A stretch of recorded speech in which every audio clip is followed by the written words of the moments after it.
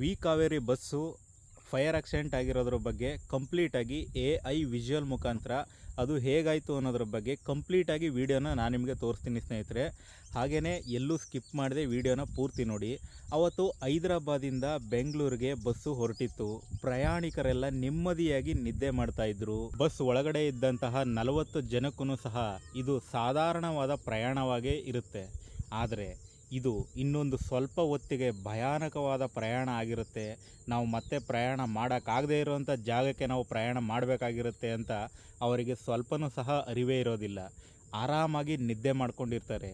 ಆ ದಾರಿಯಲ್ಲಿ ಇರುವಂತಹ ಒಂದು ಪೆಟ್ರೋಲ್ ಬಂಕಿಗೆ ಇಬ್ಬರು ಸ್ನೇಹಿತರು ಪಲ್ಸರ್ ಬೈಕಲ್ಲಿ ಬರ್ತಾರೆ ಪೆಟ್ರೋಲ್ ಹಾಕ್ಸ್ಕೊಂಡು ಅದೇ ದಾರಿಯಲ್ಲಿ ಜರ್ನಿಯನ್ನು ಮುಂದುವರಿಸೋದಕ್ಕೋಸ್ಕರ.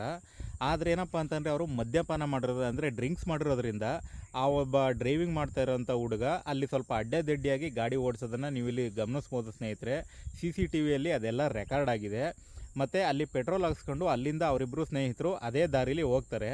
ಆದರೆ ಅದೇ ಪೆಟ್ರೋಲ್ ಬಂಕ್ ಮುಂದ್ಗಡೆ ಈ ಒಂದು ವಿ ಕಾವೇರಿ ಬಸ್ಸು ಸಹ ಪಾಸ್ ಆಗೋದನ್ನು ನೀವು ಇಲ್ಲಿ CC ಕ್ಯಾಮ್ರಾದಲ್ಲಿ ನೋಡ್ಬೋದು ಸ್ನೇಹಿತರೆ. ಆ ಇಬ್ಬರು ಸ್ನೇಹಿತರು ಸಹ ಪೆಟ್ರೋಲ್ ಬಂಕಲ್ಲಿ ಪೆಟ್ರೋಲ್ ಹಾಕಿಸ್ಕೊಂಡು ತಮ್ಮ ಪ್ರಯಾಣವನ್ನು ಮುಂದುವರಿಸ್ತಾರೆ. ಮತ್ತು ರೋಡಲ್ಲಿ ಹೋಗ್ತಾ ಹೋಗ್ತಾ ಮಳೆನೂ ಸ್ವಲ್ಪ ಜಾಸ್ತಿ ಬರ್ತಾ ಇರುತ್ತೆ. ಹಾಗೆಯೇ ಬೈಕಲ್ಲಿರುವಂಥ ಹೆಡ್ಲೈಟ್ ಅಷ್ಟಾಗಿ ಆನ್ ಆಗ್ತಾ ಇರಲ್ಲ. ಮತ್ತು ಅವ್ರೇನು ಮಾಡ್ತಾರೆ, ಆನ್ ಆಗ್ತಾ ಇರೋ ಕಾರಣ ಅಲ್ಲಿ ಗಾಡಿ ಹೋಗೋದು ಗೊತ್ತಾಗಬೇಕಲ್ಲ, ಈ ಕಾರಣಕ್ಕೆ ಏನು ಮಾಡ್ತಾರೆ, ಸೈಡ್ ಇಂಡಿಕೇಟರ್ನ ಆನ್ ಮಾಡಿಕೊಂಡು ಹೇಗೋ ನಿಧಾನಕ್ಕೆ ಹೋಗ್ತಾ ಇರ್ತಾರೆ. ಬಟ್ ಏನಪ್ಪ ಅಂತಂದರೆ ಮಳೆ ಬರ್ತಾ ಇರೋ ಕಾರಣದಿಂದ ಸ್ಕಿಡ್ಡಾಗಿ ಬೈಕಿಂದ ಇಬ್ಬರು ಸಹ ಬೀಳ್ತಾರೆ.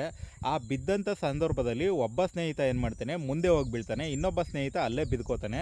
ಬಟ್ ಏನಂತಂದರೆ ಅಲ್ಲೇ ಬಿದ್ದಂಥ ಸ್ನೇಹಿತ ಅಲ್ಲೇ ಮರಣವನ್ನು ಹೊಂದ್ತಾನೆ. ಆ ಒಂದು ಸಂದರ್ಭದಲ್ಲಿ ಇನ್ನೊಬ್ಬ ಸ್ನೇಹಿತ ಆತನನ್ನು ಎತ್ಕೊಂಡು ಸೈಡ್ಗೆ ಹೋಗಬೇಕಾದ್ರೆ ಬೈಕು ನಡು ರಸ್ತೆಯಲ್ಲೇ ಇರುತ್ತೆ. ಆ ಬೈಕನ್ನು ಅವರು ಗಮನಿಸಿರಲ್ಲ. ಯಾಕೆಂತಂದರೆ ಇವಾಗ ಸ್ನೇಹಿತ ಸತ್ತೋಗಿದ್ದಾನೆ, ಈಗ ಸ್ನೇಹಿತನಿಗೆ ಏನಾಯಿತು, ಅವನನ್ನು ಸೈಡ್ಗೆ ಹಾಕಬೇಕು, ಈ ಒಂದು ವಿಚಾರ ಅಷ್ಟೇ ಆತನ ಸ್ನೇಹಿತನ ತಲೆಯಲ್ಲಿ ಓಡ್ತಾ ಇರುತ್ತೆ. ಆ ಒಂದು ಪಲ್ಸರ್ ಬೈಕು ನಡು ರೋಡಲ್ಲೇ ಇರುತ್ತಲ್ಲ, ಅಂದರೆ ಮಧ್ಯ ದಾರಿಯಲ್ಲೇ ಇರುತ್ತಲ್ಲ, ಅದನ್ನು ಬಸ್ ಡ್ರೈವರು ಸರಿಯಾಗಿ ಗಮನಿಸಿರೋದಿಲ್ಲ.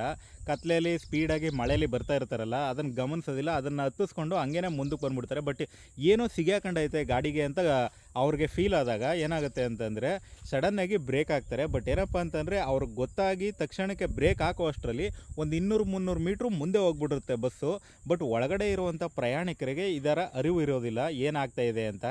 ಈಗಿರಬೇಕಾದ್ರೆ ತಕ್ಷಣಕ್ಕೆ ಬ್ರೇಕ್ ಹಾಕಿದಾಗ ಅಲ್ಲಿ ಬೈಕ್ ಪೆಟ್ರೋಲ್ ಏನಿರುತ್ತೆ, ಅಲ್ಲಿ ಗಾಡೀಲಿ ಟ್ಯಾಂಕಲ್ಲಿ ಪೆಟ್ರೋಲ್ ಇರುತ್ತಲ್ಲ, ಅದೆಲ್ಲ ಲೀಕ್ ಆಗಿ ಬೆಂಕಿ ಎತ್ಕೊಂಡ್ಬಿಡುತ್ತೆ. ಬೆಂಕಿ ಎತ್ಕೊಂಡಾಗ ಡ್ರೈವರು ಮತ್ತು ಕ್ಲೀನರ್ ಅಂದರೆ ಡ್ರೈವರ್ ಅಂತಲೇ ಹೇಳ್ಬೋದು, ಇನ್ನೊಬ್ಬರು ಡ್ರೈವರ್ ಅಂತಲೇ ಹೇಳ್ಬೋದು, ಅವ್ರೇನು ಮಾಡ್ತಾರೆ, ಸಡನ್ನಾಗಿ ಈಚೆ ಇಳಿದ್ಬಿಡ್ತಾರೆ. ಬಟ್ ಏನಂತಂದರೆ ಡ್ರೈವರ್ಗೂ ಹಿಂದ್ಗಡೆ ಇರುವಂಥ ಪ್ಯಾಸೆಂಜರ್ಗೂ ಮಧ್ಯದಲ್ಲಿ ಒಂದು ಡೋರ್ ಇರುತ್ತೆ. ಅದು ಸೆನ್ಸಾರ್ ಮುಖಾಂತರ ಆನ್ ಆ್ಯಂಡ್ ಆಫ್ ಅಂದರೆ ಓಪನ್ ಮಾಡೋದು ತೆಗೆಯೋದು ಈ ಥರ ಒಂದು ಸಿಸ್ಟಮ್ ಇರುತ್ತೆ. ಬಟ್ ಅದನ್ನು ಸಡನ್ನಾಗಿ ಓಪನ್ ಮಾಡೋದಕ್ಕೆ ಆಗೋದಿಲ್ಲ. ಇವರಿಬ್ಬರು ಡ್ರೈವರ್ಗಳು ಈಚೆ ಬಂದುಬಿಡ್ತಾರೆ. ಅವರು ಆ ಒಂದು ಬೆಂಕಿಯನ್ನು ಆರಿಸೋದಕ್ಕೆ ತುಂಬಾ ಕಷ್ಟಪಡ್ತಾರೆ. ಬಟ್ ಏನಪ್ಪ ಅಂತಂದರೆ ಅದು ಅಸಾಧ್ಯವಾಗುತ್ತೆ, ಸಾಧ್ಯವಾಗೋದಿಲ್ಲ. ಈಗಿರಬೇಕಾದ್ರೆ ಪ್ರಯಾಣಿಕರಿಗೆ ಎಚ್ಚರ ಆದಾಗ ಅವ್ರಿಗೆ ಇಷ್ಟೆಲ್ಲ ಬೆಂಕಿ ಎತ್ಕೊಂಡಿದೆ ಅಂತ ಅವರು ಅಲ್ಲೆಲ್ಲ ಈಚೆ ಬರೋದಕ್ಕೆ ತುಂಬಾ ಪ್ರಯತ್ನ ಪಡ್ತಾರೆ. ಬಟ್ ಏನಪ್ಪ ಅಂದರೆ ಎಲ್ಲ ಸೆನ್ಸರ್ ಡೋರು ಮತ್ತು ವಿಂಡೋಸ್ ಎಲ್ಲ ಓಪನ್ ಮಾಡೋದಕ್ಕಾಗೋದಿಲ್ಲ. ಅದನ್ನೆಲ್ಲ ಒಡೆದಾಕ್ಬಿಟ್ಟೆ ಈಚೆ ಬರಬೇಕು, ಈ ಥರ ಒಂದು ಸಂದರ್ಭ ಇರುತ್ತೆ. ಬಟ್ ಏನಂತಂದರೆ ತುಂಬ ಜನ ಅಂದರೆ 40 ಜನದಲ್ಲಿ ಹೆಚ್ಚು ಕಮ್ಮಿ ಒಂದು 20 ಜನ ಆ ಒಂದು ಕಿಟಕಿಗಳನ್ನ ಒಡೆದಾಕಿ ಈಚೆ ಬರ್ತಾರೆ. ಬಟ್ ಏನಂತಂದರೆ ಇನ್ನೊಂದು ಸ್ವಲ್ಪ ಜನ ಒಳಗಡೆನೆ ಸಿಗಾಕೊಂಡ್ಬಿಡ್ತಾರೆ. ಅವ್ರಿಗೆ ಎಷ್ಟೇ ಪ್ರಯತ್ನ ಪಟ್ರೂ ಈಚೆ ಬರೋದಕ್ಕಾಗೋದೇ ಇಲ್ಲ.